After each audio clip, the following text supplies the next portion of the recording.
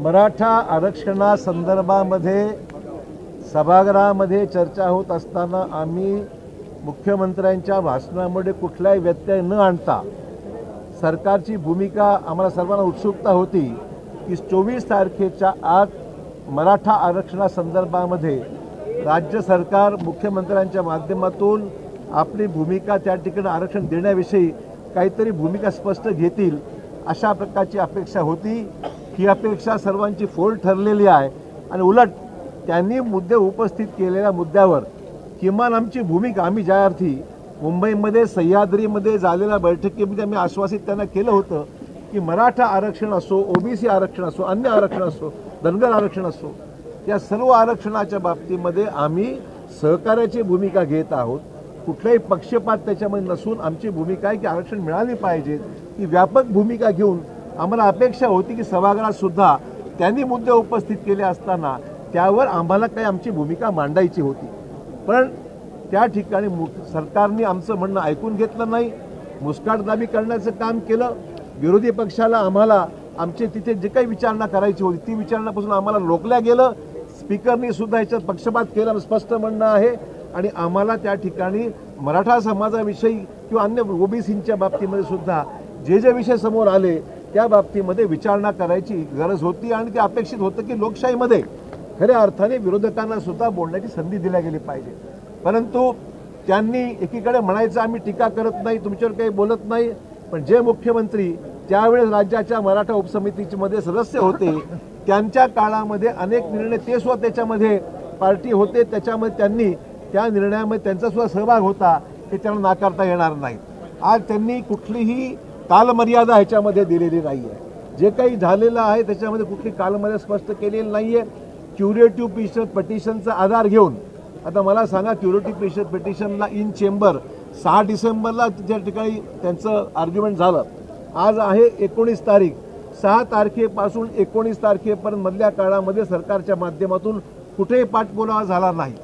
त्याच्यामध्ये खरं म्हणजे पाठपुरावा झाला असता तर क्रिसमसचं वेकेशन लागलंय, म्हणजे सुप्रीम कोर्ट इन चेंबर जे काही क्युरेटिव्ह ऐकणार आहे ते जानेवारी महिन्यात जाणार आहे आणि त्या अर्थी हा विषय राज्य शासनाच्या पूर्णपणे दुर्लक्ष झाल्यामुळे याच्यामध्ये कुठे मार्ग दिसत नाही। आणि आता 19 डिसेंबर ते 24 डिसेंबर जो मधला कालावधी आहे यांच्याकडे सांगायला काही नाही आहे। आज जे मुख्यमंत्री सभागृहात बोलले हा सगळा मागचा इतिहास त्यांनी बोलून दाखवला।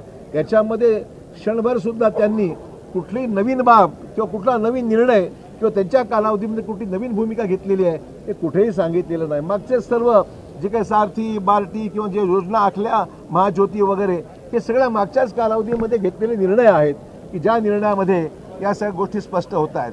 आणि आपल्याला मुद्दा मला सांगायला हरकत नाही की अजूनही त्यांनी जे उल्लेख केला, एकतर तुम्हाला ज्याला आपण म्हणू की आपण नोकऱ्या देण्याच्या बाबतीमध्ये जो विषय त्यांनी उल्लेख केला, अजूनही त्याच्यामध्ये सुपर न्यूमरी पोस्ट ज्याला म्हणू अधिसंख्य पदं निर्माण आम्ही केली हे त्यांनी वाक्य केलं।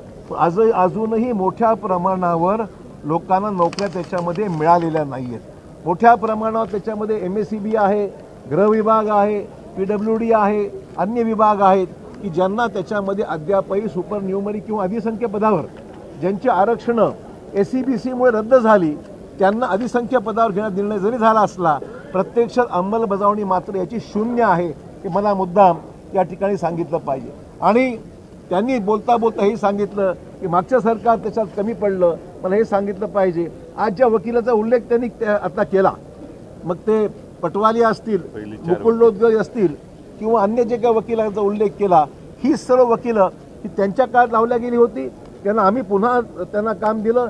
आजही जे काही पुढे सुरू होतं आहे क्युरेटिव्ह पिटिशन नंतरचा जो भाग आहे सुप्रीम कोर्टात तेच गेले, तेच वकील आजही आहेत। त्यामुळे हे फक्त राजकीय स्टंटबाजी सुरू आहे आणि खऱ्या अर्थाने जरांगे पाटलांचा जो प्रयत्न सुरू आहे त्या प्रयत्नाच्या मध्ये यांनी सकारात्मक भूमिका बाहेर आश्वासन दिलं होतं, एक तर केसेस मागे घेऊ म्हणून सांगितलं होतं, त्याचाही कुठे उल्लेख नाही। मंत्री त्या ठिकाणी सराटीला जाऊन आले, त्या ठिकाणी आश्वासन दिलं की आम्ही त्यांच्या केसेस परत घेऊ, मंत्री महोदयाने कबूल केलं, पण आज त्याचा साधा उल्लेख सुद्धा आजच्या भाषणामध्ये मुख्यमंत्र्यांनी कुठेही केलेला नाही।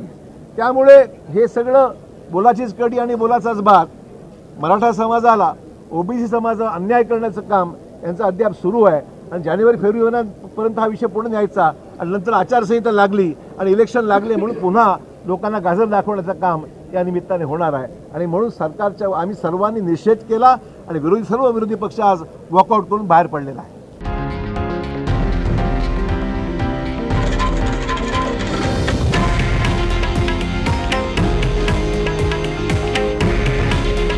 हे आहे देशातील नंबर 1 न्यूज नेटवर्क आणि आपण पाहत आहात TV9 मराठी. काळजी तुमची, हित महाराष्ट्राचं.